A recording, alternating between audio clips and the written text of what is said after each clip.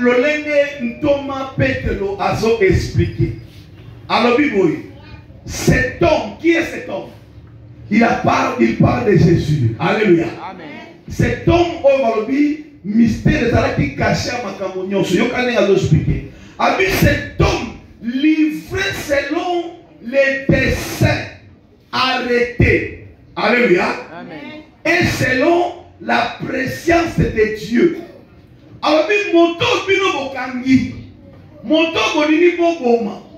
Et ça bino te mutu moso boma ye. Et ça bino te mutu moso meme le kulusu. Et ça bino te volonté na bino te me o izo tindika ya kufa. Et ça dit makambo nzambe arretaki yango na kati ya ebandeli ya makambo nyonso. Alors na kati ya dessein pe na kati ya préscience. Nzamba retaki ekulusu. Cela veut dire yo moto ni noter le ekulusu. On va pas effacer ekulusu te. Parce que ezali ekoma beki fongola ya ba nyonso bakokota na kondima kati na Yesu. Yo kana isoli solo oyo. Ekulusu na Yesu ezali te Pilato. Oh, tika parce que les Écritures vont nous expliquer. Alléluia. Amen. Nasa la technique des Écritures, je vais retourner. Yoka on va revenir à Bichon. Dans le chapitre 4, dans 27. En effet, chapitre 4, le verset 27. Le verset 27. La dernière verset où ils sont combinés dans Actes des Apôtres de 27 à 28. En effet, contre ton saint serviteur Jésus, que tu as oint, Hérode et Ponce Pilate se sont ligués dans cette ville avec la nation et avec le peuple d'Israël pour faire tout ce que ta main et ton conseil avaient arrêté d'avance. Et maintenant, Seigneur. Amen. Alléluia. Amen. Yoka ndenge la parole de Dieu nous explique. Ponce Pilate et toutes les nations basangani. Alléluia. Pour baleka na koboma, to baleka kokokisa, makambo nzambe arretaki, abongisaki. Cela veut dire quoi? Makambo nzambe abongisaki ezali. Ezali atombola ekulusu. Wapi epai ekozala fongola ya ba oyo tango batomboli miso. Malade côté le matin. Et puis, on va communiquer la puissance de la croix. On va communiquer la puissance de la résurrection. On va comprendre que Ekulusu ezali wapi nzambe mutu arretaki yango. Alléluia.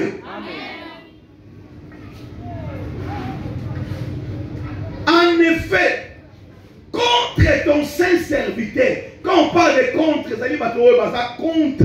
Alléluia. Ba o bazo telemela, ba o balingaki ekulusu te, ba o balingaki mystère ya nzamba eko fongola te. Ba dit contre ton saint serviteur Jésus-Christ que tu as oint, Hérode, Ponce Pilate. Et toutes les nations se sont liguées dans cette ville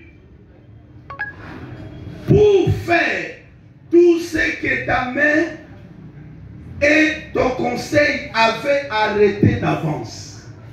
Donc, awa, Thomas a expliqué nous aujourd'hui, makambuye kulusu, oyo nzambe akomisaki na dessin na ye. Ndenge babila biso na Actes des Apôtres te. Alors bien que Yesu oyo aza crucifié selon le dessein ya nzambe, selon la préscience ya nzambe. Autrement dit, makambo ekulusu eza mutu mokili te mutu abongisaki yango.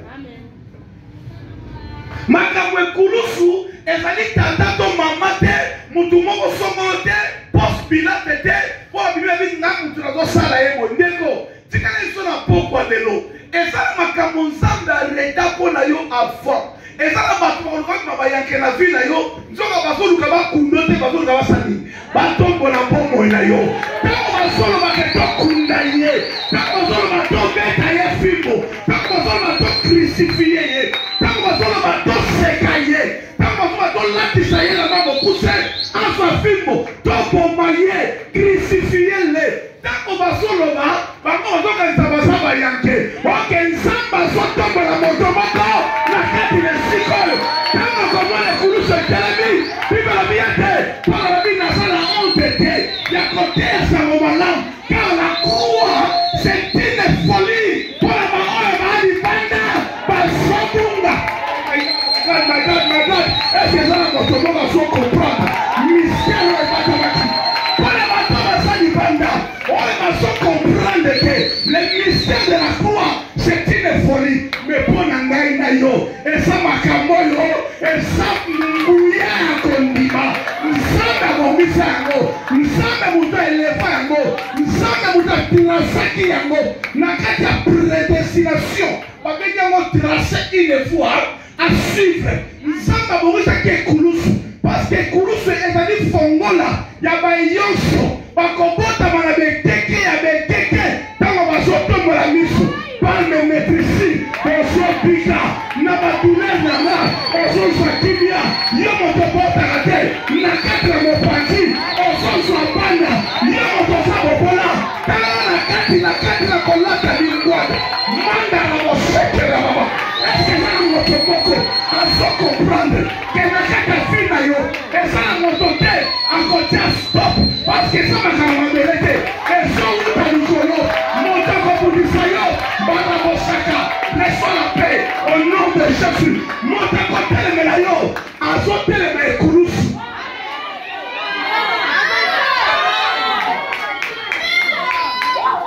Pour la bâche, oh, Bible, c'est le mot de Jesus. Neko, moi, je m'accorde, Satan, ce qu'on va comprendre. Le secret du mystère caché de toute éternité. Akoluka va nous dire ça. Mémoire. On va la pondu. Alléluia. Akoluka va nous dire mémoire d'ailleurs. On va nous caler ça. Est-ce que la quelqu'un qui montre la fou? Est-ce que moi on peut dire la quelqu'un? Ah on a même ma mémoire. Tirez sur la peau quoi de nous. Mais na yé awa. Nazo kota na ko ba bengi accès. Et Kouloussou c'est allé fongola ya accès. Le moment où il va dire motako ko le kale Kouloussou te atika na ndenga za. Parce que eza makamba wakipe. Eza makamba papa na ngate. Papa na ngako ko ba yo okotika na banyama. Mais que na kati ya bana nyoso ba wapi David. Bala bi me moni bana nyoso awa. On est ko papa na mafuta. On est ko papa. Eza ngate na soluka. On va tindika. On va penana.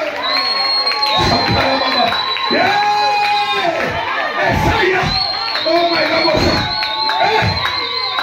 Samuel will be here.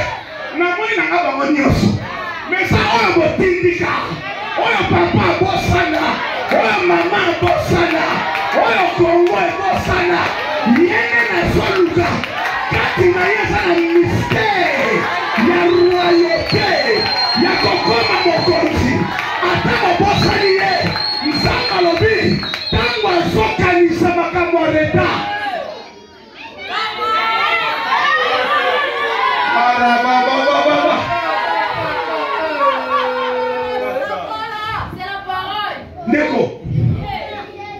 David va bosalier. Nous avons bosalier bino mengate. Souvent na ibakate na kata église au mona. Ozolu ko bundisa ndeko munga sana likabo. Alléluia. Yo ya kota ma passer la beti ndeni. Ozolu ko yeba. Lisika tala ezali ba makamso ba bundisa ngote. Lisika tala tout le monde secret pas na yebi. Tel ba uta musika. Et ça m'a musu ba bundisa na te. Ouais. Amen.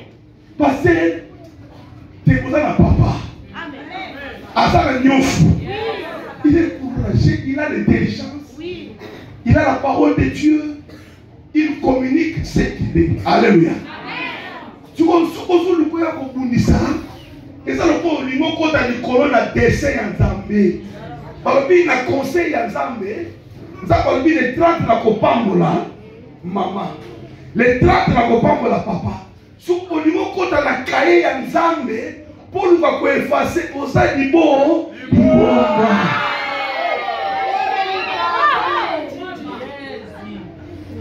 Babundisaka biloko nyonso te. Ndeko azoyemba na ye, azobina tala ye pe, okapesa mbongo malamu. Abina ataka mwa nini? Ndeko tika David abina po ayebaki likambo bitaki likolo. Moi ça veut dire yo mo condamner na ngozo bina bo sa charisme. Liboso makambo dessin ensemble. Yo tina na charisme. Na kompina.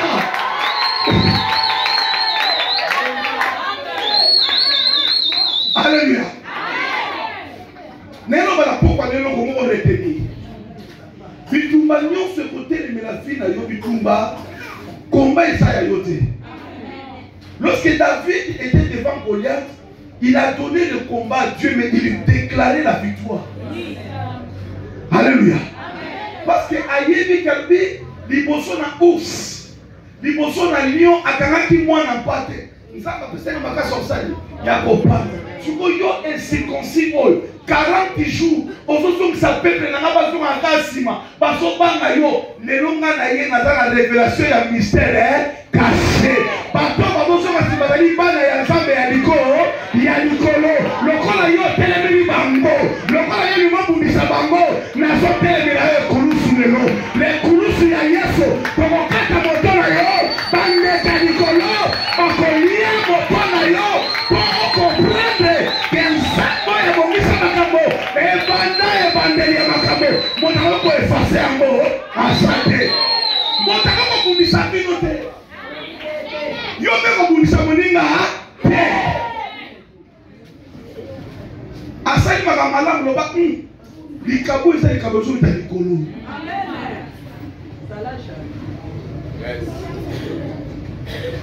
Et dit pourquoi nous sommes appelés qui Pierre Satan. Allez de moi Satan. Alléluia. Nous avons pour nous appeler ça qualité à empêcher Koulous. Tout le monde a dit ça. Viens. Nous Moïse, nous Élie. Tout le monde a dit. Et ça qui m'a cambaye pour Kumba Mela. Et Élie a représenté le Nouveau Testament à l'intérieur. Il y a Jean-Baptiste parce que c'était Jean-Baptiste qui était, l'esprit de lui était à Jean-Baptiste. Moïse était là pour la loi. Il était venu maintenant pour Kumba Mela. C'est lui qui avait le mystère caché en lui. La plénitude d'Yanzambe Fanda Kiwana. Et c'est là qui me l'a pour Kumba Mela. Pour battre, il ne sait pas, il a Oyo Nyoso Zanzinga. Côté ça m'a pied que Oyo Azanzambe avant Moïse Sana. Avant Abraham Sana. Avant Mokilia Sana. Yé Oyo Somona. Né Azanzambe. Yamote Kumba Mela. La loi était venue pour Kumba Mela. Mais Jean-Baptiste qui représentait les camps de la grâce a eu Kumba Mela. Yesu Christ. Il portait l'esprit de lui. Alléluia. Moto akufa te apataki likolo. Esekele ka songa kwa kumamela oya kokufa beta kazo sekwa. Azo sekwa na makambo na yo. Alléluia.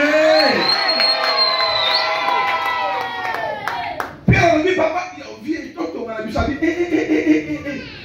et ça na makambo et comment na dessin et comment la préscience ensemble. Alors au kuna te o effacer. Ya mo même alobina arrière de moi Satan.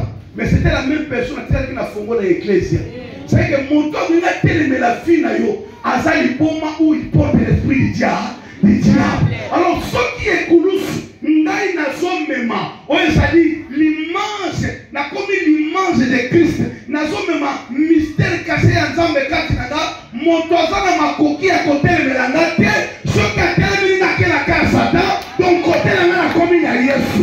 Tu vois, il y a tellement, n'a pas tellement. Soki yo Goliath ngana David molai na yo kolengisa ngate mo tiengambe na yo kolengisa ngate parce que c'est lui qui est à moi ayebi nga uta éternité yola bana moto mo na poko lelo kopanga molai ya maladie kopanga molai ya problème te kopanga molai ya bato ba tena fina te parce que c'est lui qui est à toi azali au-delà ya au-delà.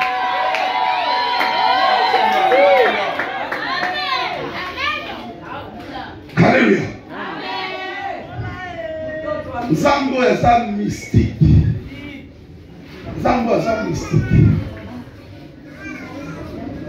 Yo kama kama esi biso awa na lingi na kelingi parce que les gens communiquer loko moko ezali toujours soit accès na nzela de kolusu ya kokota na makambo nyonso nzamba retaki utakala. Alléluia. Notre thème c'est le mystère caché de toute éternité révélé en Christ. Amen. Toute nation a toujours un verset maman la biso. C'est notre sœur Atangaki dans mon canal Ephésiens 3. Qu'est-ce que Dieu a parlé concernant l'accès? Voilà. La 3 a le bien biso na 10 je crois. La 3 plutôt, sorry, la 3 11. Ephésiens 3, 11. Selon les desseins éternels qu'il a mis à exécution par Jésus-Christ, notre Seigneur, à qui nous avons, par la foi en lui, la liberté de nous approcher de Dieu avec confiance. Alléluia. Amen. Et puis, on a la liberté de nous approcher. Et puis, on a commis l'accès de nous approcher. Alléluia. Cela veut dire quoi? Namakambo na lobi awa, nelo bana mutumoko. Qui n'a eu sa vie condima? Celui qui croit au nom de Jésus, azo soit accès ya kokota na oyo nzambe arrêta ki pona ye. Alléluia. Amen. Oko sala na kata kelasi. Nzambe arrêta ki vina yo koma esika moko. Batu bako ya ko bundisa yo de ba bundisa ki Joseph. Babi moto ya za faisait des songes. To kwa ke na libulu. Bazo kwa ka Joseph te, mais tika na ebisayo, bazo mema Joseph ne sika wa binzambe arrêta ki pour akoma premier ministre. Alléluia. Amen. Cela veut dire quoi? Vie oyo zo komema. Accès na yamo ezali kaka akoza na kondima na ekulusu. La croix ezali komema biso na kokota na accès na dessein ya Nzambe. Kokota na accès na préscience ya Nzambe. Kokota na accès na makambo Nzambe aretaki. Oyo Nzambe aretaki yo na ngai toko bénéficier si nous avons seulement la foi. Amen. Alléluia. Amen. Yango makambo toma Paul alobi awa. Alobi en lui nous avons par la foi en lui le libre accès d'approcher de Dieu avec confiance. Alléluia. Amen. Nantela ya konima, toujours soit accès à kokota na makambo Nzambe ya komisaki. Tika na yuswe loko mo. Kobanda na mokanda ya jeunesse. Ti na kokoma na malasi. Nzambe abana kokuta na batu, mais il parlait au travers des prophètes. Il descendait comme un ange. Mais ce auquel on connaît à Hébreu 1, Dieu a autant ancien, il a parlé à travers les prophètes et les autres. Mais dans ce temps présent, Dieu nous parle à travers Jésus-Christ, qui est l'empreinte digitale de Dieu lui-même. Ah, c'est là parce que c'est très important. Moi, j'aime beaucoup pas bataille le ensemble. Et puis on va expliquer. Hébreu chapitre 1. Tant que la mission, comme on a même matin na 2, qui t'a montré la scène à quoi arrêter. Hébreu chapitre 1, le verset 10. Dieu, dans ces derniers temps, nous a parlé par le Fils, qu'il a établi héritier de toutes choses. Là, bien. Par lesquels il a aussi créé le monde, et qui étant le reflet de sa gloire et l'empreinte de son personne, et soutenant toutes choses par sa parole puissante, a fait la purification des péchés et s'est assis à la droite de la majesté divine dans le lieu très haut. Alléluia. Amen. Nzambe na tango eleka abane koloba na nzela kokita na nzela ba ange sokotali même na kati na vie na Abraham akomaki Isaac afandi akotala bi me héritage na nga vie na ngai nana ko continuer nana kotika na makambo na ngai oke Nzambe selaki aleka na vie na ye lokola ba ange lu ba communiquer la vie de Isaac. Alléluia. Alors lorsque ange azol le cas, c'est que Abraham a qui l'œuvre de foi. Après si bango mapa a invité bango et ba yebisi ye kaka na ne va koya même moi on peut recevoir Isaac. Alléluia. L'ange akutana ye. Soko ke na vie à Jacob, balobi alali pongi, abandi kopunda na ange. Et qu'est-ce qui s'est fait? Alobi mais oh, quel est ton nom? Alobi comment on a dit Jacob? Alobi comment on a le nom? On le voit Moïse, on commis destiné à s'amener avec Israël. Mais il n'y a pas de pourquoi et ça le Gédéon. Avant de mais nani, n'a pas la moquée, par la famille de son babola. Est-ce que Nazara m'a cassé? Il y a qu'on délivrer. Nous avons pas le but là. N'a pas nous Gédéon. On coquille n'a pas cassé yo. On s'en est beau. Donc nous savons, ce qu'on a dit comme la jeunesse, tu vois comment on a malaché. Il a parlé à travers les prophètes. Il a parlé à travers les anges. Mais son commis n'a matié. Alléluia. Amen. Bible dit, il y a 4 évangiles. Matthieu, Marc, Luc et puis Jean. Nous avons se révéler la puissance en chair. Avant de communiquer la pensée, il y a Lola. La question pour comprendre le nom. Lorsque Jésus a quitté la matnacée, mission est comme ça, la chose dans mon calendrier Jean 19 et 30, à quel est couru sur le but tout est accompli. Alléluia. Alors tout est accompli. Dans la solo bayango, à son kukisamokanda oya hébreu, oya bazolo ba awa, azali digital ensemble. Donc va prendre ensemble. Donc on a y ensemble prendre ensemble. Ce qui maintenant yo ça na Yesu, on commis en prendre ya. Ça y est, on s'est connecté à Jésus. Les empreintes de Jésus et sa katinayo. Ici, on va tirer ma boko. Ceux qui vont dire que on n'a pas mon Égypte. Par contre, on a dit Yesu. Par exemple, on a dit que parce que photo. Ici, on a dit ça. On n'a pas mon mamouani. Par contre, on a dit Jésus. Oh, on va dire mon toyo. Donc, kundaye. Donc, kungisaye. Donc, on va dire kundayo.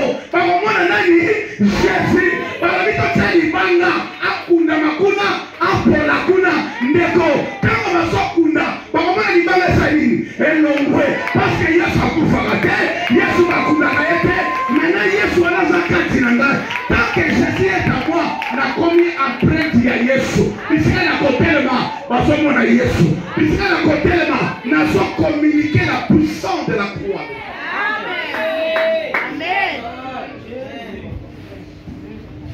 Paul, Pierre a lobby, plutôt Paul a lobby, n'andela kondima tosu accès à approcher Nzambe avec confiance. Alléluia. Amen. La ligne n'a pas de renouveler confiance na yo. Tant que vous semblez nous ça là, vous avez accès. Je ne sais pas où ils allaient fongo la vie na. Mais fongo la moko tous en amour ça Yesu la passe partout. N'andela ya Yesu dans la fongo la bala ya mosala ya makabonyos. D'abord il y a liboso ya fongo l'éternité. Na mokanda ya acte la porte 4:12 balobi na nzela na Yesu na komo mosusu te ko ba likolo na sepela bakufi ya les salis quelqu'un à un seul nom. Alléluia. C'est le nom puissant de Jésus. Il y a une accès à personne na lola. Alors le reste ya bafongo là, c'est-à-dire tant ozo démontrer la foi, ozo tana na ekulusu atela que la lingwanda, c'est que mon temps vous regarde le caméra comme mon bola, na botika na mon bola te parce que y a soit que sika na ngai. Mon temps sur le caméra malade, na botika na malade te pour comment qui maladie. Mon temps sur le caméra malédiction famille, y a balabala, ni au sein la tanga, balabi c'est lui qui a porté nos fardeaux. Donc tant que la zone de kulusu, na la vie de Nazar prête ensemble, malédiction ko fanda te. Tant que la zone de kulusu, Nazar prête à Yesu, Nazar de kulusu, na vie malade ko fanda te. Et ça va déclaration il y a moi dans ça.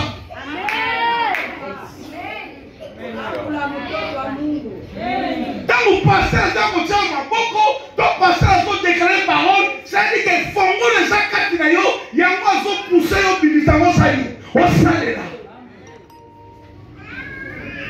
Non, pourquoi il y a le lot? Mystère où il bat à qui outa et bandé d'attendre moulaï. Et ça, quand ça m'a tombé m'a tué Jésus-Christ. Il y avait personne qui peut déclarer au nom de Jésus. Ok, sauf que dans mon canal est Éphésiens, ils ont le baïté, ils ont la combo, ils ont les couleurs, ils ont la combo nyos. balobi uta na basiècle ebande siècle présent mpe na basiècle eza koya balobi nkombo eza likolo ya domination eza likolo ya autorité eza likolo ya banguya nyonso oyo ekoki kopusana mpe koderange vi na yo mpe nyonso ezofuka na makolo azonyata yango ezala source epie yango eloba na pokwa lelo lokola oza digital la prêtre de Dieu banakoloba makambo nyonso oyo kotelemela vi na ngai nazokweyisa nazonyata nazofongola nzela na ngai nazofongola nzela mosala nazofongola nzela na ngai ya semoko nazofongola nzela na ngai ya kokende likolo nazofongola nzela ya bato na ngai koyemba nazofongola alleluya eske eza na moto moko azokomprendre nga ke eza na moto akoloka te bato nyonso balongaka bango te oyo koyo koloka yo aza te parceke makambo na yo eza ya likolo ekomama na likolo eza adrete na likolo olingi oloka nga bandoloka nzambe tika na yesu nde osimba nga lokola aza prêtre nzambe ya rien qui peut m'envoûter naza jamais envoûté n'a jamais envoûté. Parce que c'est lui qui est à moi, il s'appelle Jésus-Christ de Nazareth.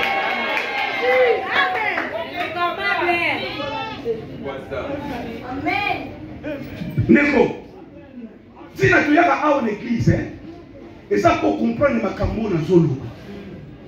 Si vous êtes là, parce que ça sent pesa yo. Si vous comprenez ma cambo. Parce que qui oh Yesu manamunoko na ye malobo ezobima eleki 100 eleki $100. So ka pesi accès. Oh my God. Neko pasteur fu azoteya mettez un témoignage alors bi mutu nyonso lobi abima ke lwa musala ba porte ko fumo na ke na ndeko na sukuli na ke ville na komi na poto mzela okelongolwa musala ni na wapi tuko yebisana mutani papa ndengwana so na yego na monete talosa koloka na nzela na ye apesi nga fongola ya kulusu na keina koti mesika tango na nyati porta nona porta likolo porta ya masmusala porta ya porta fumani suko yebisa mutani mwana kiti boyo obosani ndeko na vi na yo papa ko kopesa nyonso mama ko kopesa mais makambo yo papa akopesa yo le pasteur va te communiquer personne sur la terre peut te donner et si on se comprend yango moni ba ba pasteur ne va pas penser sapat et comme on a mutu ma ko na dimanche ko penser ka sapat parce que on a bon lambo maloba isopima fonga na sopesa et même na le siko mo na ko me mamate yango tango na zo tala ye na moni asa prêtre Yesu tika ngapela communiquer na ye na koma prêtre ya ye ya Yesu est-ce que mo demande on va je suis béni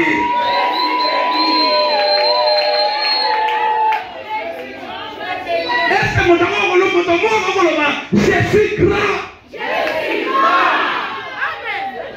est-ce que mon demande on va nazali mwana ya le roi des rois tala oui ils sont joués les siko hein pour le mot zakata mutali boso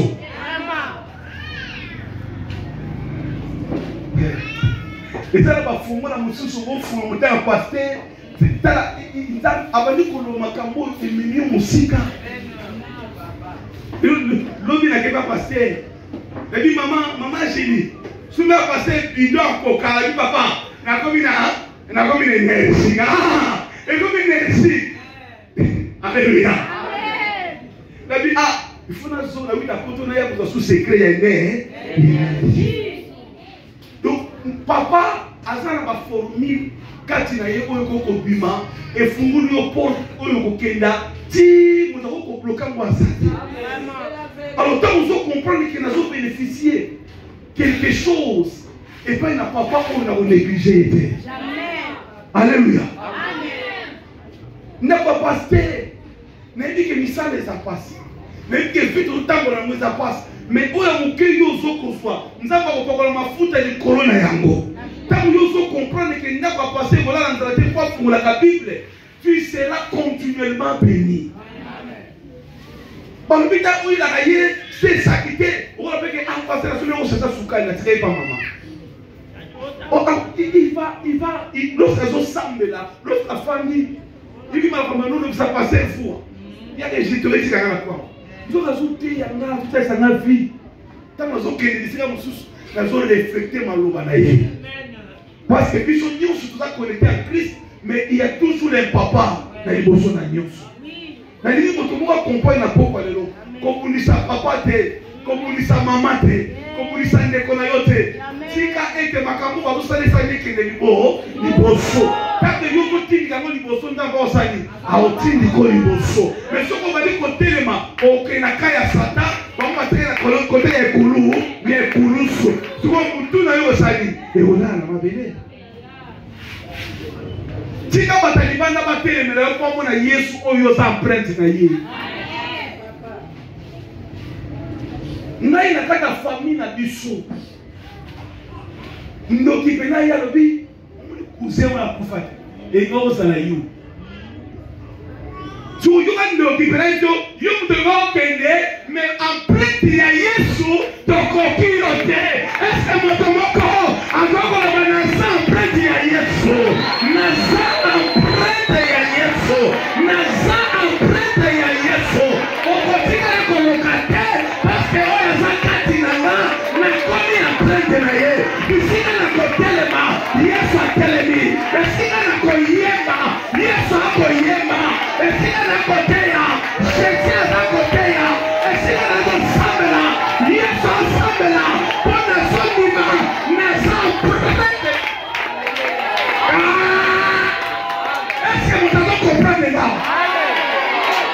dans la somos en malade tema somos en malade simbe siko sombela loma na samprete Yesu malade hotel matin somos dans un problème pendant le problème oyo nazo prêtre Yesu nazo déclarer nazo côté na accès à victoire nazo côté na accès à longa nazo côté na accès à miracle parce que Jésus nazo prêtre Yesu côté les kulusu nekulusu nekulusu nekulusu na inabikisa mbula koto mibale na kolokota Yesu nanga halongaki Satana ande yango nekulusu